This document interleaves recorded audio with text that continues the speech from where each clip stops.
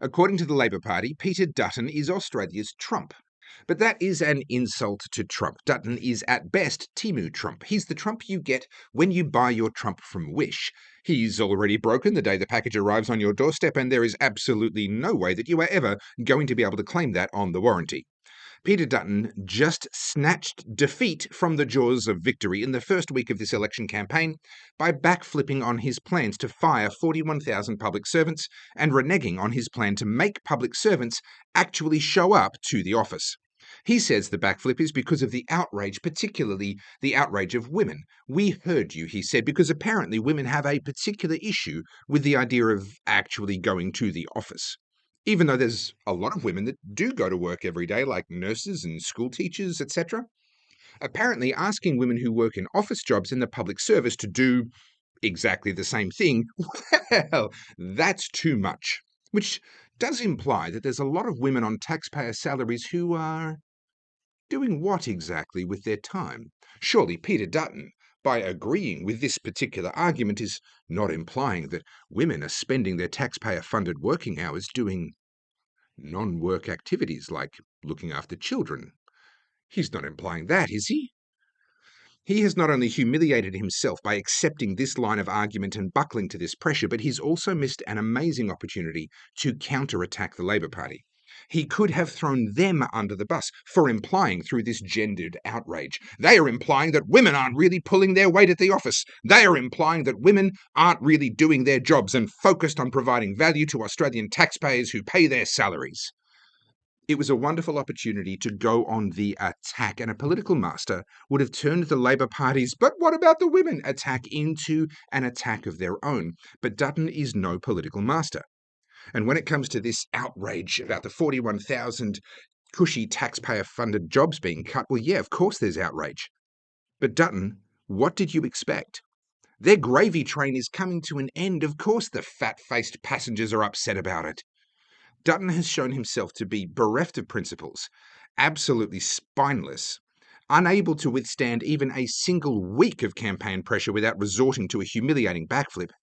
But more than that, he's betrayed himself and his party as a pack of rank political amateurs, incapable of even the most basic political two-step, which calls into question their ability to engage in things like international diplomacy, by the way. But the worst part is that in the process, he's condemned us to 3 more years of Albanese, and he's made it that much harder for Australia to save itself from itself. My name's Topher Field. This is the Topher Project, and I help busy people like yourself to make sense of our insane world. Election campaigns are crunch time, especially for party leaders like Dutton. And having to waste precious campaign time on a mea culpa isn't just humiliating, it's unforgivable. Dutton's election campaign is now over before it started, and with the election already called, it's too late for the Liberals to find a new leader before the May 3rd election, so that's it. It's over. Albanese didn't win. Dutton lost, and he did it in the most amateur manner imaginable. How did it come to this? The man, touted in the media as some kind of a hard-headed, heartless monster, turns out to be a thin-skinned meathead who is not only spineless but tactically clueless as well. The Liberal Party cannot win elections by mimicking the Labor Party. They must offer an alternative. And honestly, this policy of reducing government waste by cutting 41,000 bureaucratic jobs and improving productivity in the public service by making them actually show up at the office was one of the very few actual differences between Dutton and Albanese. And now it's gone. What makes this unforgivable for me is that the Liberal Party would have strategized this policy before ever announcing it. It would have been taken to focus groups. Feedback would have been gathered. They would, or at least they should, have known what the riposte from the Labor Party was going to be before it ever happened. It should not have come as any kind of a surprise to the Liberal Party or to their campaign strategists that the women angle would be a key part of the counter-attack, or at least if it did come as a surprise, then somebody needs to be fired. Political parties spend millions on consultants and strategists to avoid exactly these kinds of situations, which means that either somebody really dropped the ball, or, if you want to take a more conspiratorial view, then perhaps somebody did their job exactly right, but their job wasn't to help Dutton. Whatever the case may be, when something like this happens, it falls to the leader to right the ship. to find the guts to carry the campaign through these turbulent, troubled waters. And putting aside morals for a second, speaking only about political necessity, doubling down is almost always the right thing to do politically. Now, I talk about this in my book, Good People Break Bad Laws. I actually spend 3 chapters in this book going into increasing detail about the perverse incentives of politics, the do-something reflex, and the incestuous relationships between consultants and advisors and the politicians who appoint and pay them.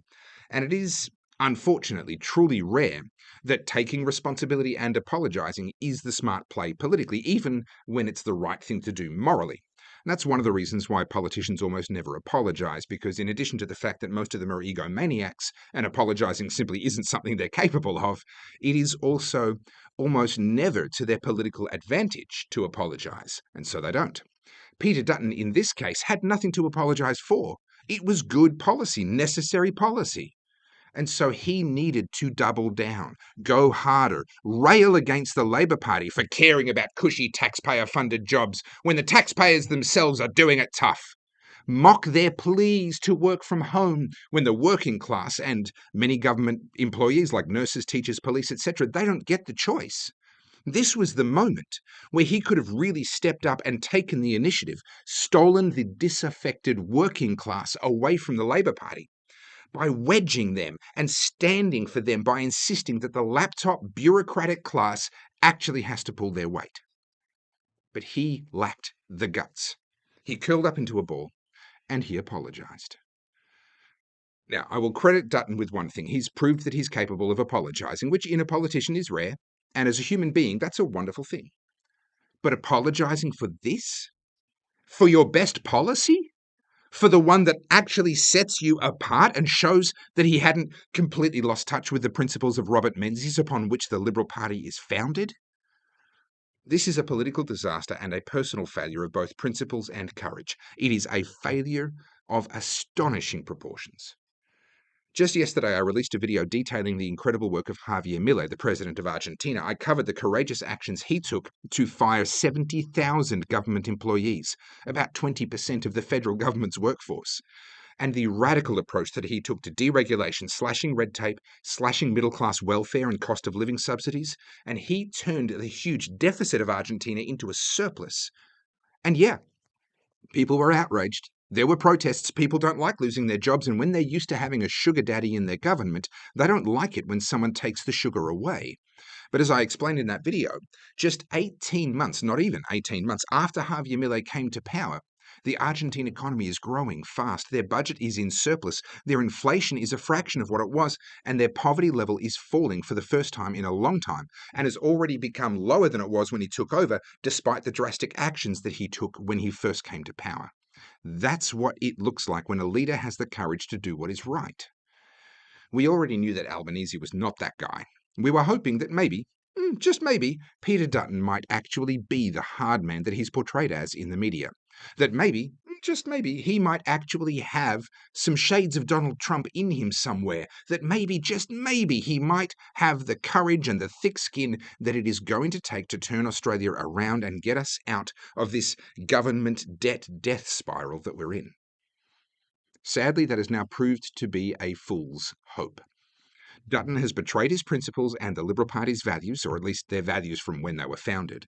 And in the process, he's lost this election through cowardice and condemned Australia to go through at least 3 more years deeper into our current death spiral before there's another chance to get us out. It's grim, I'm not going to lie. But given that this has happened, that Dutton has thrown it all away, what can we do? Well, in my opinion, the number one thing that we must do in this election is to make sure that the major parties have their lowest ever primary vote. That's the number 1 vote. And that the Senate crossbench is large and stacked with good people who love freedom. People from the minor parties, like the Libertarians, One Nation, People First, Family First, TOP, and the like. Winning lower house seats is really tough in Australia, so I'm not going to pretend that these minor parties are going to be able to grab large numbers of lower house seats. Now, with hard work and dedication, they should be able to pick up a few here and there, and I highly recommend everyone involved in lower house seats throw your energy into it because it's worth the fight. But the number of seats they're likely to get in the lower house, well, it's not going to be enough to change the reality that either Dutton or Albanese will be our next Prime Minister. And I'm now predicting that it will be Albanese by a country mile, thanks to Dutton throwing it all away. But the government can't pass legislation without a majority in the Senate. That's the upper house, and that's where we can see these good, freedom-friendly minor parties gain some real traction. Now, I cover this plan in detail in my video where I use marbles to explain how preferential voting works in Australia. I'll link to that video in the description of this video. But the bottom line is that we as the Australian people need to put these good minor parties at number 1, 2, 3, 4, etc. As many as you have in the seat where you're voting, all the good minor parties need to go above anyone else. Then, if you'd still rather put the Liberal Party above Labor, go ahead and do that. But don't put the Liberal Party or the Labor parties at number 1 or even at number 2 or 3 or 4. Make sure all of the decent candidates from all of the good small parties go first before any of the majors. Even just voting for one minor party politician and then putting a major in number 2 doesn't do what we need it to do. We need you to put all of the good minor parties ahead of any of the majors. And then we start to see some good things happening. By doing this, we deprive the major parties of funding because parties actually get paid money for every number 1 vote that they get. Did you know that? So whilst it's true that in the lower house, your vote will probably end up going to one of the majors anyway through preferences, although not for certain. If enough of us all support these minor parties, then they will end up ahead and they'll become much bigger parties than what they currently are. But put that aside. It's true that that's not likely to happen in very many seats in this election. So in the lower house, your vote will probably end up with whichever of the major parties you put above the other, but you will at least have deprived them of a couple of dollars. But in the Senate, if you do this, if you put all of the good, freedom-friendly minor party candidates ahead of any of the majors, and also ahead of any of the bad minor parties like the Greens, then there is genuinely a realistic chance that your vote is going to help get decent people elected into the Senate, and maybe not just one, maybe more. The important thing here is that Labor, Liberals, Greens and Nationals, between them all, get their lowest ever primary vote in this election, which means that these, smaller freedom-friendly parties like the Libertarians, One Nation, Family First and the others, all get the most they've ever had. They all deserve to get your number 1, 2, 3, 4 vote, as many of these as you have in your seat or in the Senate on that big piece of paper. Now, you can watch the Marbles video via the link in the comments for more information on this strategy, how it works and why it works. And if you'd like me to do a video explaining how I would vote in the Senate in each state in Australia, let me know in the comments. I'd be willing to do that if enough people are looking for it. Sadly, this election is already a loss for the people of Australia, but that doesn't mean that we shouldn't keep working towards a better future. Maybe even better elections in the future, where hopefully we have a real choice between real candidates who actually stand for something. This election? Well, this election isn't that.